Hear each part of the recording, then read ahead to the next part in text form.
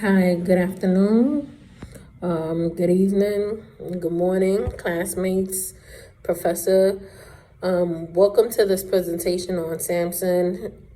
Today we'll go over Samsung's current situation, corporate, external and internal factors, and present recommendations to ensure the company's continued success. We'll explore both strengths and challenges among Samsung, and we'll break down the key recommendations for Samsung's future growth.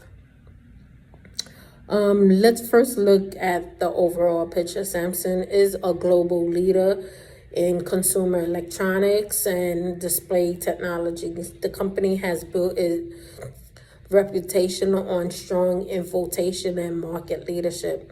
The products such as smartphones, televisions, and other components. However, Samsung also faces some challenges like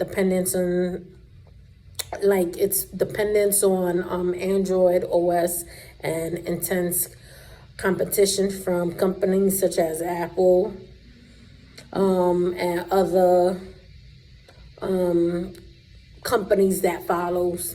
The purpose of this audit is to examine Samsung's performance both internally and externally, and to propose strategies for future growth and overcoming challenges. As we highlight the strength, like its strong research and development capacities, while also pointing out on other areas like software, where the company can improve. Ultimately, the goal is to help Samsung remain a competitive and strengthening its market position. We'll dive into Samsung. So, Samsung is financially performance has been strong, with annual revenues over 200 billion and its network income exceeding 20 billion. A chunk of that success come from their leadership in semiconductor and display markets. Samsung has been able to maintain a dominant market share in smartphones and other products. However, there are a couple of important challenges and certain challenges that Samsung had was it relies heavily on third-party softwares, especially Android OS, which limits control over its software ecosystem. On top of that, competition is fierce with rivals like Apple and other companies pushing their new innovations. Despite these concerns, Samsung continue to invest heavily in R&D, focus on new technology like 5G, AL, and LOT, which is the key to the future. Moving on to the corporate, Samsung is led by a strong board of directors and top management. The current leadership includes Vice Chairman Kim Keenum, who oversees semiconductor and display operations, and Vice Chairman Lee Chae-young, who guides the company overall strategy. These leaders ensure that Samsung stays focused on its goal of technological leadership and global expansion. Sam Corporate's strategy includes ongoing investments in innovation, and as well as a commitment of the social responsibilities.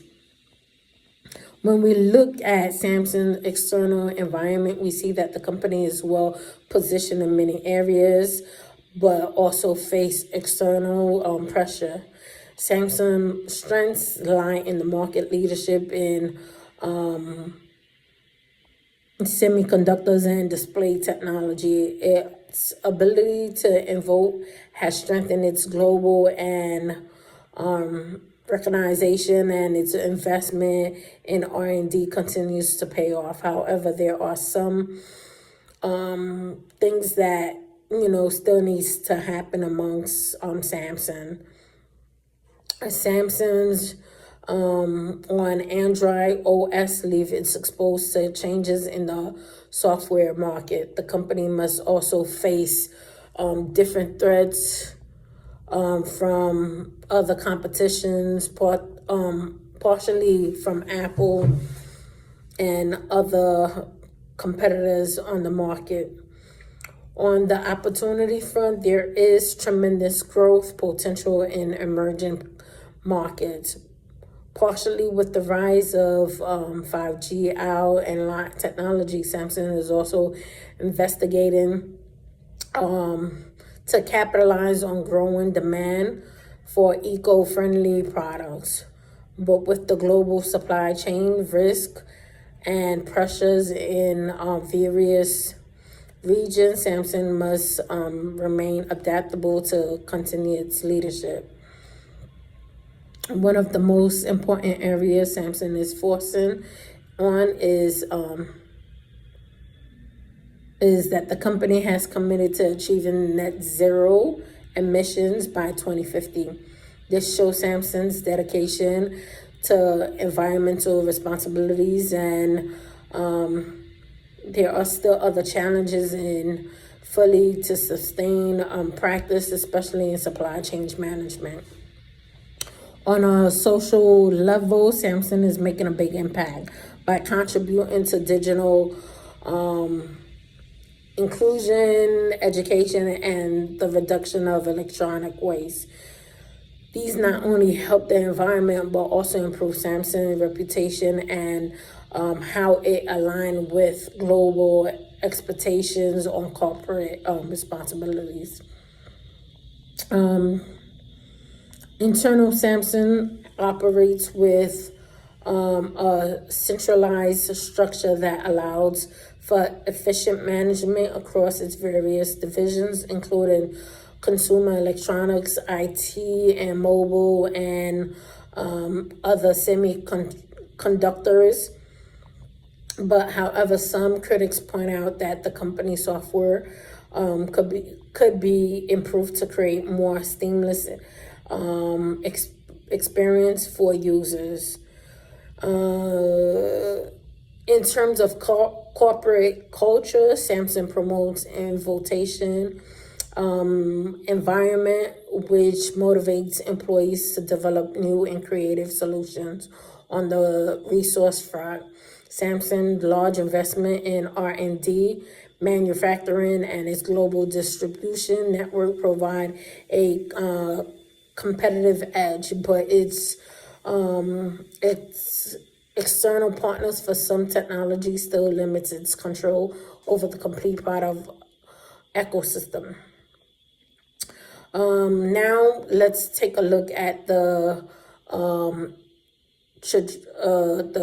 alternative available to Samsung.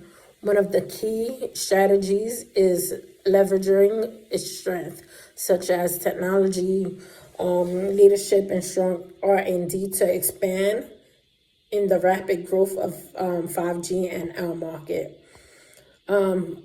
By us investing in renewable energy, Samsung can also boost while aligning the global trend. On the flip side, Samsung needs to address its weakness by focus on reducing its dependence on Android OS and improving its software. Another priority should be strengthening its global supply chains to avoid disruptions from things like chip shortage and other risk. These will help Samsung secure a competitive advantage and potential threats. Based on these alternatives, we recommend that Samsung's focus on expanding its presence in emerging markets while also enhance its software ecosystem. Reducing dependency on Android OS will help Samsung create a more independent and seamless experience for its users. Additional investing heavily in AL and 5G technologies will allow Samsung to maintain its technological leadership, and of course, remain a key focus as Samsung works toward its 2050 network zero emissions target. Combined with the global regulation, Samsung will be allowed to strengthen its position as a global leader in technology. To make this strategy successful, I believe Samsung will need to implement its in phase. In the short term, like about 1 to 2 years, Samsung should focus on strengthening R&D in next generation technology and enhance software. And in the medium term, 3 to 5 years, the focus should be on expanding into emerging markets, especially Southeast Asia and Africa. Over the long term, 5 to 10 years, Samsung aims to achieve net zero emissions.